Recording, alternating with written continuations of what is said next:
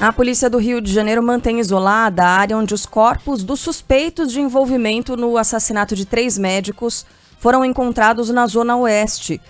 Você está ouvindo certo, outros assassinatos depois da morte dos 3 médicos aí, de suspeitos de cometerem os crimes. 3 deles foram achados dentro de um carro nas proximidades do Rio Centro e um outro em um veículo na região da Gardênia Azul. A principal linha de investigação é de que os médicos tenham sido executados por engano naquele ataque ocorrido ontem de madrugada num quiosque na Barra da Tijuca. Um deles, o Perseu Ribeiro de Almeida, teria sido confundido com Tailon de Alcântara Pereira, filho de Dalmir Pereira Barbosa, apontado como chefe da milícia que atua na Zona Oeste do Rio de Janeiro. Quem está acompanhando pela live está vendo as imagens aí dos dois, lado a lado, né, da vítima do Perseu e do Tailon, possível alvo desse ataque. Os dois são calvos, né? Tem o cabelo assim, bem baixinho e tem barba e usam óculos. E é incrível a semelhança, de fato é muito grande a semelhança física entre os dois. Entre os corpos encontrados aí, já nessa madrugada, que na verdade foi ontem à noite, né? Está o corpo do traficante Felipe Mota Pereira, o Lesque, que faria parte do Comando Vermelho e teria sido executado após um tribunal do crime no Complexo da Penha. A gente tem mais informações agora chegando do Rio de Janeiro ao vivo com a Gabriela Morgado para trazer as atualizações e também falar sobre as investigações, né, Gabriela? Bom dia para você. É isso, bom dia Carla, Sheila, Megali, bom dia para todo mundo que acompanha a gente. Como você falou, foi confirmado por fontes aqui da Band News FM que esse crime de ontem à noite, a morte desses bandidos responsáveis pelo assassinato dos 3 médicos aqui no Rio de Janeiro, foi ordenada após uma espécie de reunião de traficantes aqui no Rio de Janeiro, na zona norte da cidade. Então teria sido uma espécie de julgamento e aí esses bandidos acabaram sendo mortos então por esses traficantes. Como você falou, um deles foi identificado, é o ex-miliciano e agora ele era traficante e tinha se juntado ao Comando Vermelho, a facção que acabou o julgando, conhecido como Lesque. Ele teria sido o mandante desse crime, desse assassinato dos médicos aqui no Rio de Janeiro. Esses corpos foram encontrados ontem à noite dos bandidos dentro de carros na Gardênia Azul, que é uma região na zona oeste aqui do Rio de Janeiro controlada pela milícia. Um deles, o do Lesque, estava em um carro e os outros 3 em outro carro, numa praça um pouco afastada. A polícia, então, teve, né, essa principal linha de investigação de que eles foram mortos, na verdade, o médico Perseu teria sido confundido com um miliciano após a receptação de um áudio do celular de um dos bandidos. E esse áudio obtido pela polícia mostra então que o bandido passou pelo local, pelo quiosque na Barra da Tijuca, ali na mesma região onde estavam os médicos, viu, confundiu um dos médicos e aí mandou esse áudio. A gente tem para ouvir. Acho que eu posto 2. Grave seu recado agora. A gente não consegue entender muito bem o que ele fala, mas ele diz, acho que é o posto 2, que seria a localização na orla da Barra da Tijuca, onde estavam ali os médicos. Ele achava que estava o Tailon de Alcântara, o miliciano, e aí então os outros bandidos foram até o local e mataram os médicos com esse áudio. A polícia conseguiu avançar nas investigações. A gente ontem mostrou aqui, inclusive bastante na programação, a imagem de câmeras de segurança do quiosque que flagrou esse crime. Mostra que os bandidos estavam em um carro branco, eles pararam perto do quiosque, saíram, atiraram contra os 4 médicos que estavam no quiosque. Eles ainda tentam voltar para o carro, depois voltam e atiram de novo para ter certeza de que mataram, né, esses profissionais. Foram mais de 20 tiros disparados, voltam para o carro e então fogem. As vítimas foram Diego Ralph Bonfim, de 35 anos, que é o irmão da deputada federal Sâmia Bonfim, o Marcos de Andrade Corsato, de 62 anos, o próprio Perseu Ribeiro Almeida, de 33, e o Daniel Proença, de 31 anos, todos eles ortopedistas, médicos reconhecidos que tinham vindo de São Paulo aqui para o Rio de Janeiro para participar de um congresso que acontecia justamente na Barra da Tijuca, na Zona Oeste. O Daniel Proença foi o único dos 4 que sobreviveu. Ele ainda está internado. Ontem ele foi transferido do hospital municipal onde ele estava para um hospital particular, já passou por cirurgia e tem quadro estável de saúde. Um crime que deixou, inclusive, os outros participantes do Congresso, claro, com bastante medo. Esse congresso que acontece num hotel.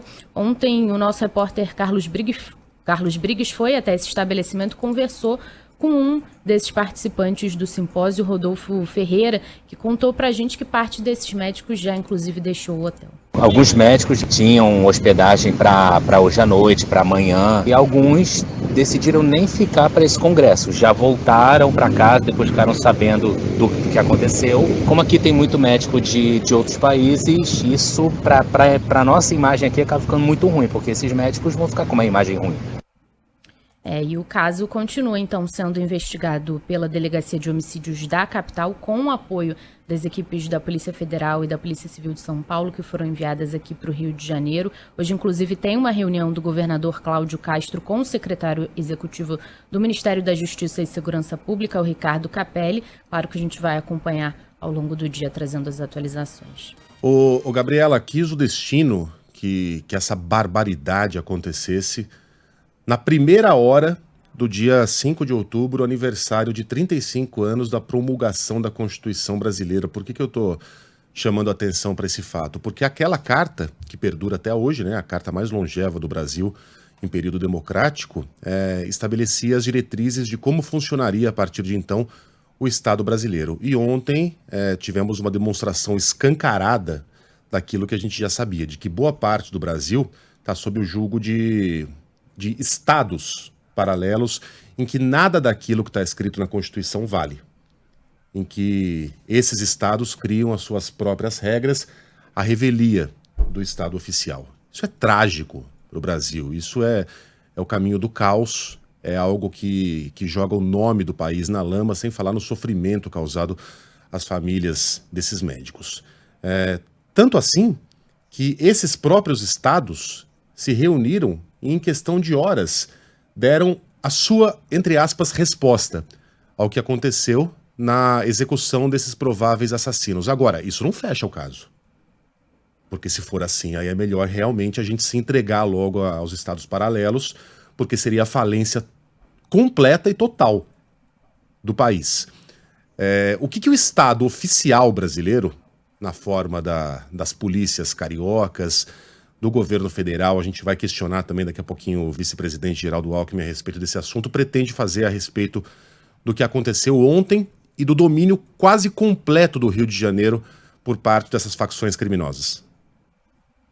A gente teve ontem alguns pronunciamentos, né, Megali? A gente teve um pronunciamento mais ao fim do dia, ao fim da tarde, do governador do Rio, Cláudio Castro, e também um pronunciamento do ministro da Justiça e Segurança Pública, Flávio Dino.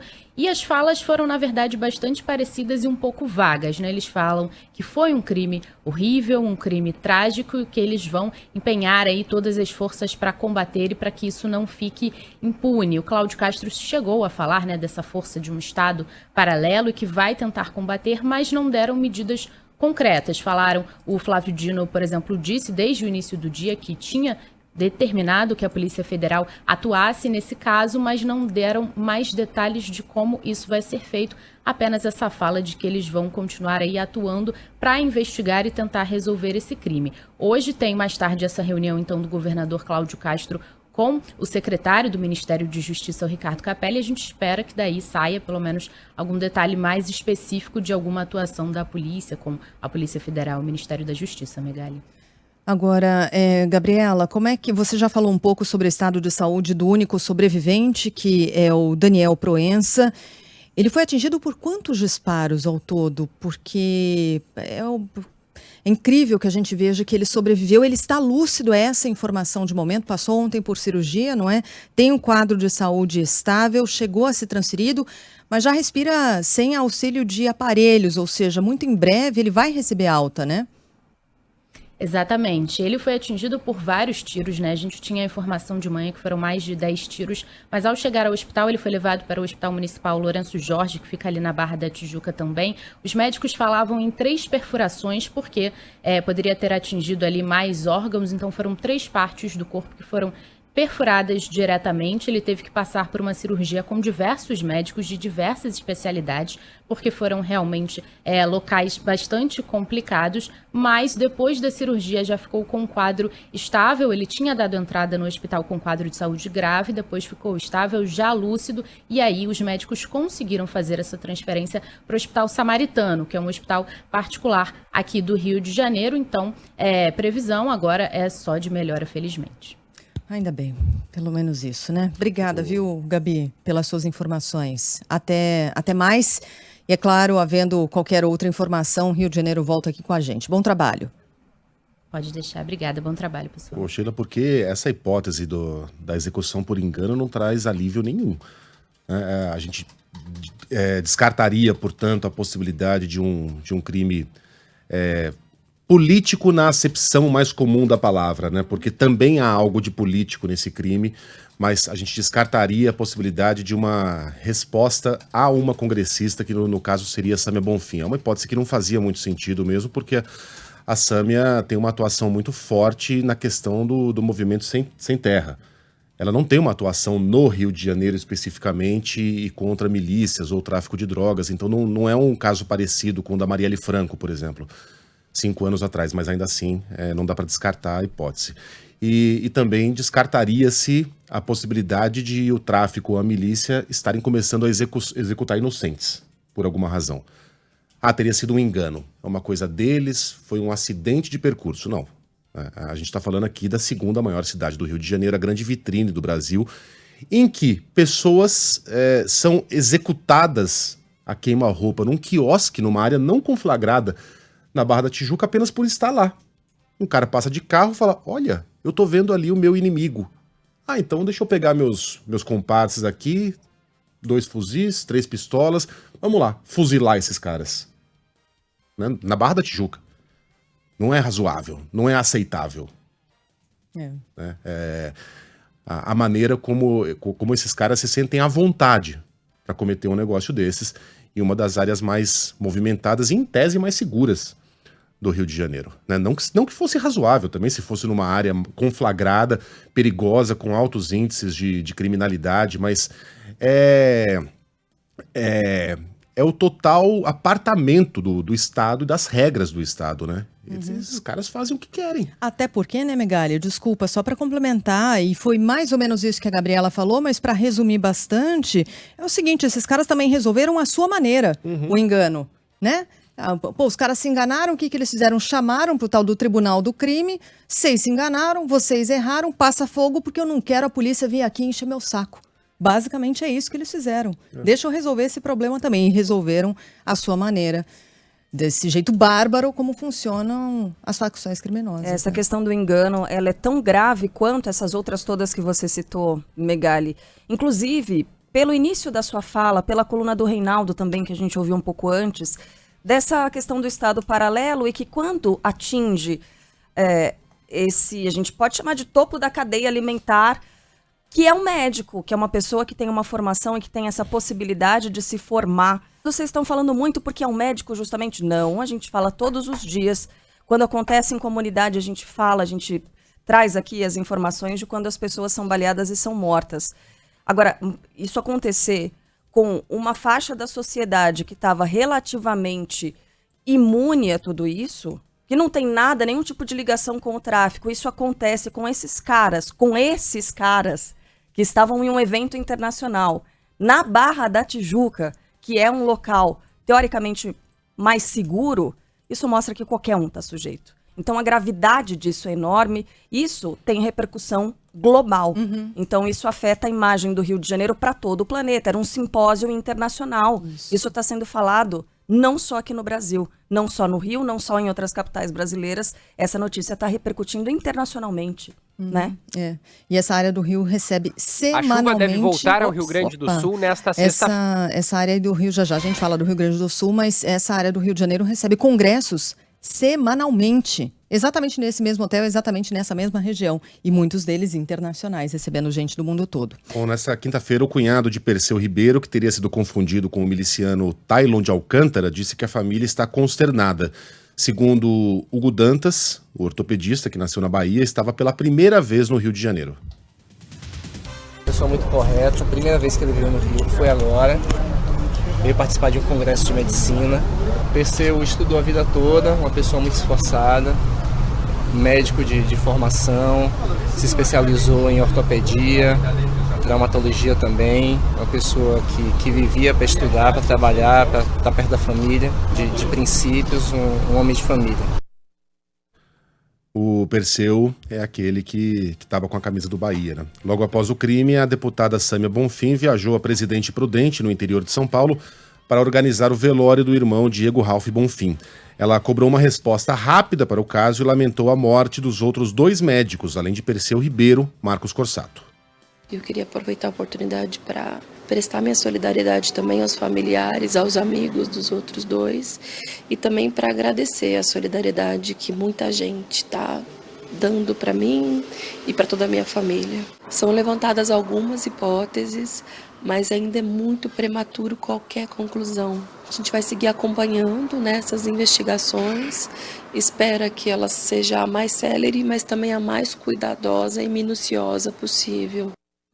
Em Salvador, onde esteve para anunciar medidas contra a onda de violência, o ministro da Justiça, Flávio Dino, disse que o governo federal está atuando junto com as autoridades locais no Rio de Janeiro.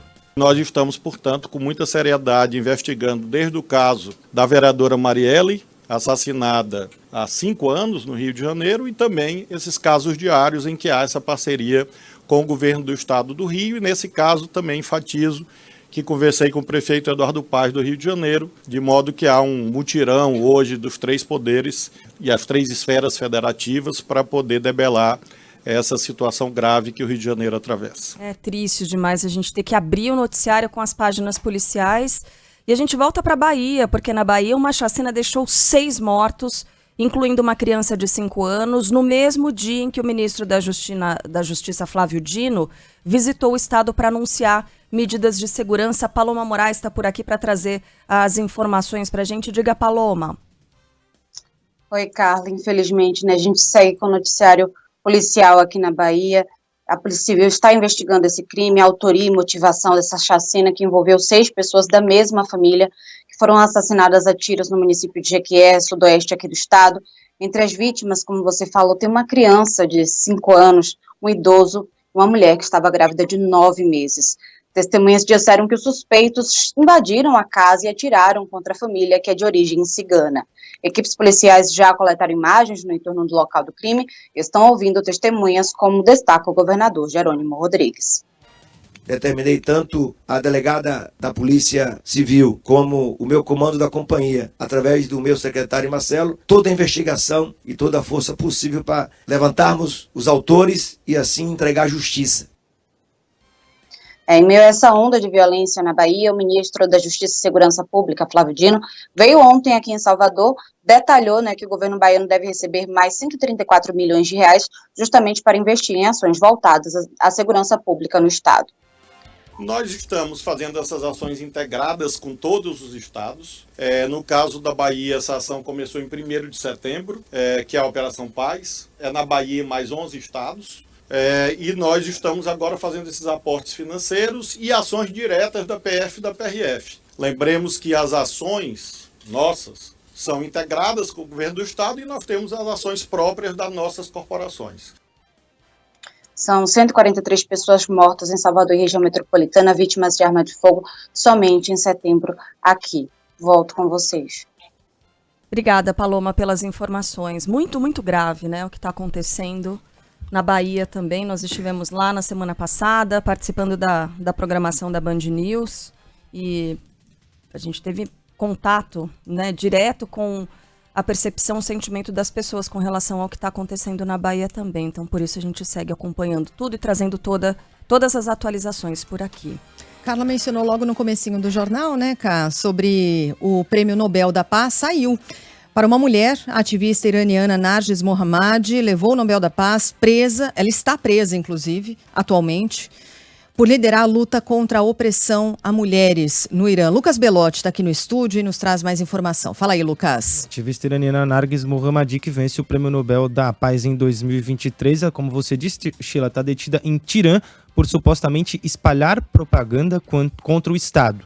ela condenada no total a mais de 30 anos de prisão e 154 chibatadas. Segundo os organizadores do Nobel, Narguis recebe o prêmio pela luta contra a opressão das mulheres no Irã e também por defender os direitos humanos e a liberdade para todos. Ela também é um símbolo na luta contra a pena de morte no país, que é um dos que mais aplica esse tipo de punição no mundo. Mesmo presa, ela continua com ações políticas e também publicando artigos importantes, inclusive no famoso jornal The New York Times. Mohammadi é a 19ª mulher vencedora do Nobel da Paz, que tem 122 anos de existência. O governo do Irã, que a persegue há mais de 30 anos, ainda não se pronunciou sobre o prêmio. Ela já foi presa 6 vezes. 6 vezes. Impressionante. Há mais de 30 anos, ela é perseguida diretamente pelo governo iraniano sob essa suposta acusação de espalhar propaganda contra o Estado, quando, na verdade, ela é um símbolo, um maior nome do país na luta pelo direito das mulheres também e contra a pena de morte no Irã, que é um país que, infelizmente, aplica isso diretamente, é um dos que mais aplica no mundo. Agora, ela é condecorada, então, com o Prêmio Nobel da Paz, só a 19ª mulher a vencer, como eu disse, em 122 anos de prêmio. É atualmente vice-diretora do Centro de Defensores dos Direitos Humanos do Irã, mesmo presa. Ela é vice-diretora desse centro importante. Estava procurando aqui se já havia alguma manifestação da parte dela, né? O marido dela falou, disse que esse prêmio vai encorajar a luta pelos direitos humanos, né? Um prêmio para o movimento pelas mulheres, pela vida e pela liberdade, foi o que ele disse. Valeu, Luquinha. Valeu. Bom, voltando ao Brasil, no norte do país, a pior seca dos últimos 40 anos segue castigando pelo menos 8 estados. No Amazonas, subiu para 40 o número de cidades em situação de emergência. Quem tem as últimas informações é Ricardo Chaves. Bom dia, Ricardo. Oi, Megali, bom dia para você, para todo mundo. A situação continua bem complexa em Manaus e também, claro, aqui no Amazonas. A Defesa Civil do Estado já contabiliza 266 mil pessoas afetadas e 40 cidades, como você falou, em situação de emergência. A Agência Reguladora dos Serviços Públicos aqui do Amazonas emitiu comunicado de que as embarcações em 37 cidades podem parar em 15 dias caso a seca continue agressiva aqui no Amazonas. Bem, é o que se espera, viu? Porque o Serviço Geológico do Brasil afirma que o Rio Negro pode atingir o ápice da estiagem na segunda quinzena de outubro. A gente está falando aí do rio que tem uma importância estratégica para a economia e também em um município, em um estado, melhor dizendo, em que 59 municípios dependem do transporte hidroviário intermunicipal. Uma das preocupações ainda é o fornecimento de energia elétrica, já que o Amazonas, a grande parte dos municípios e das cidades possui termoelétricas que dependem de combustíveis. Ontem, o ministro de Minas e Energia, o Alexandre Silveira, falou sobre o assunto e disse que, graças a um planejamento prévio, os municípios têm estoque de combustíveis pelos próximos 30 dias. Vamos ouvir.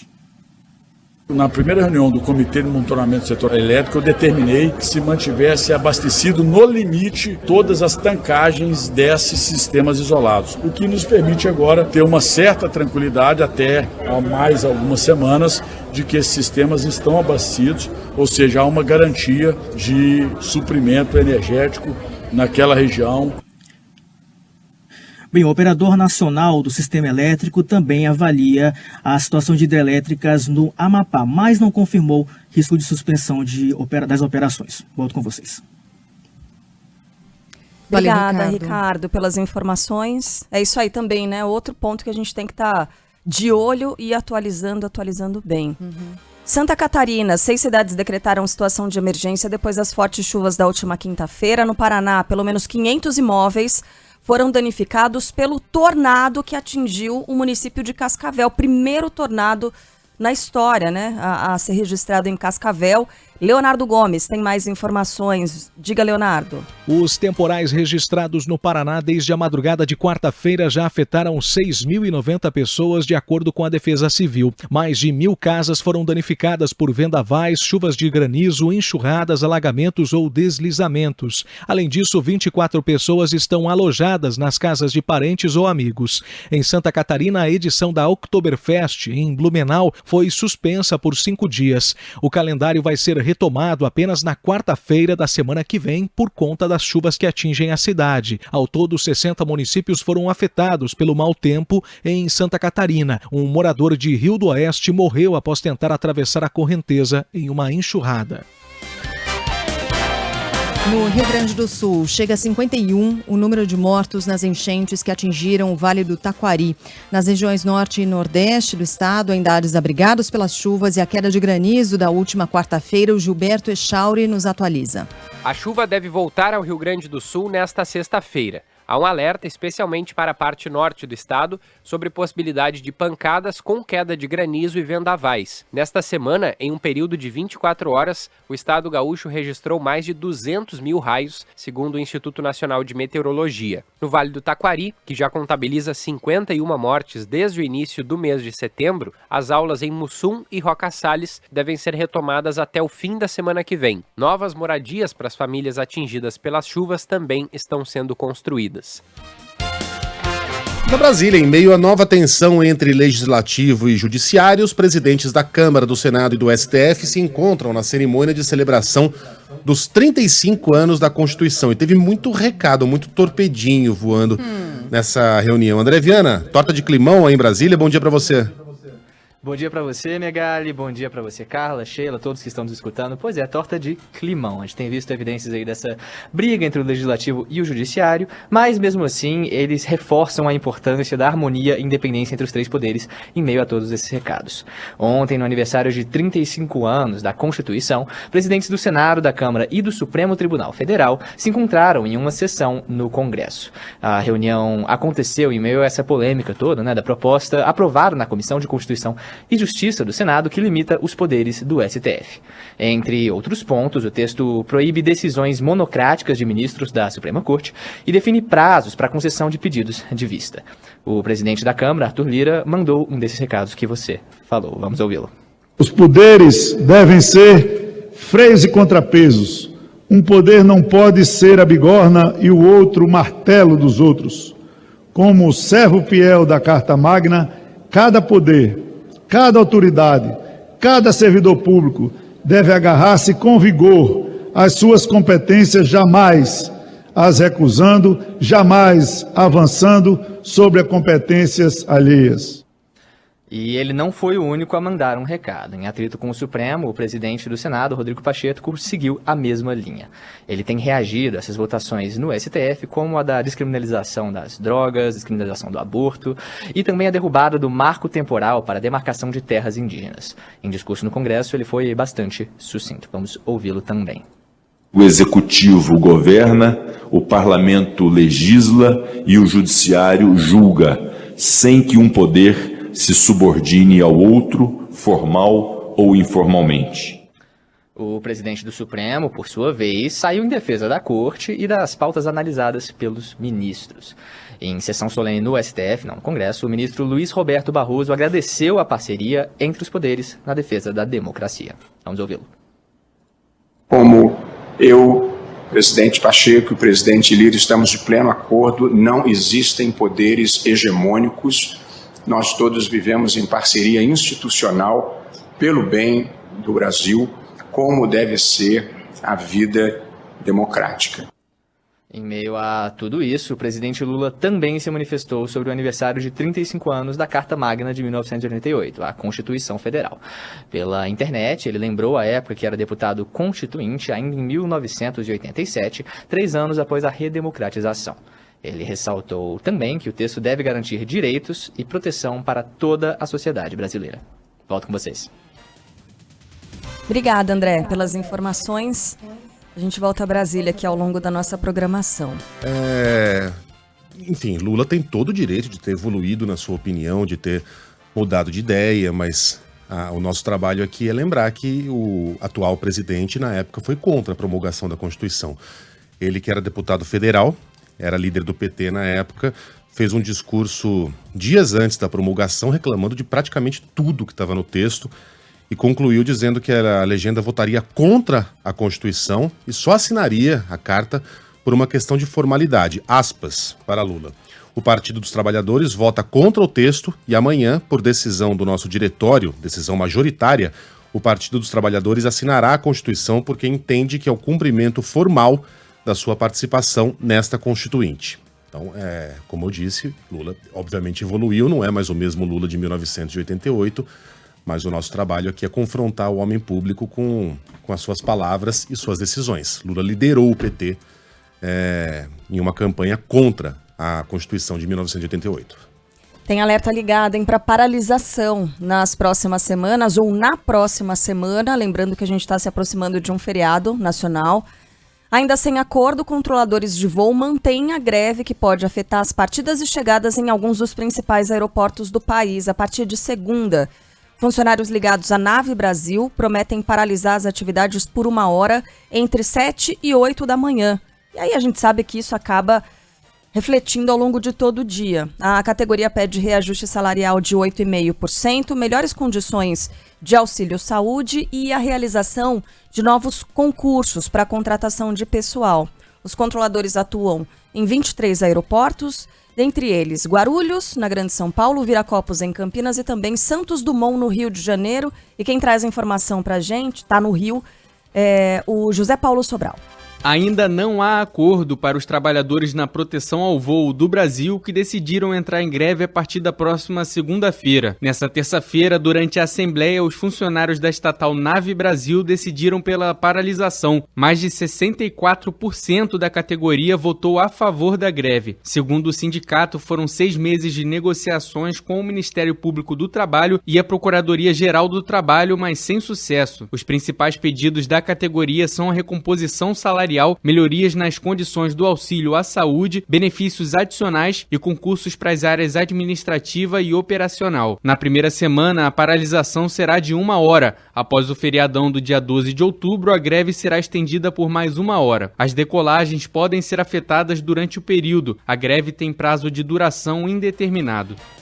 E a expectativa é de que haja um plano de contingência, né? Mas para os passageiros, a orientação é de que entrem em contato com as companhias aéreas. Conta mais pra gente, Arthur Coelho.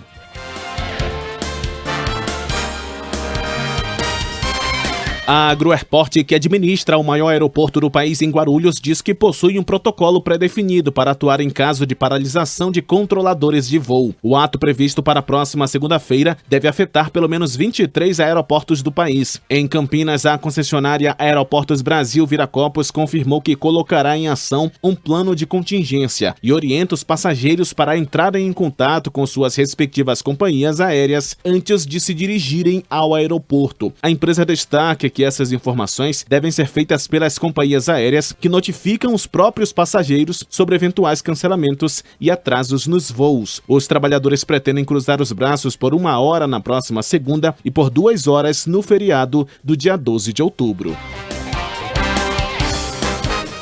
Ailton Krenak se torna o primeiro indígena eleito para ocupar uma cadeira na Academia Brasileira de Letras. Mariana Albuquerque.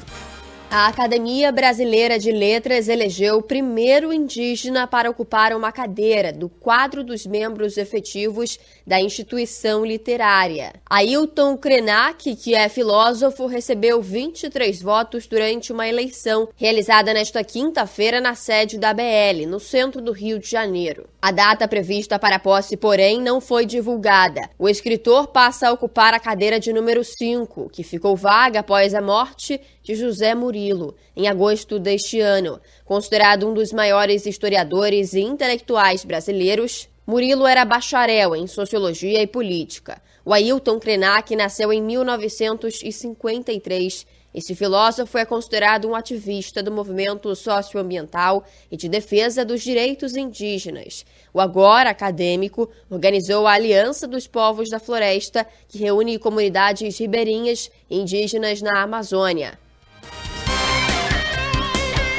Destaque do esporte. Eu e Marcelo Doó erramos, né? Redondamente enganados.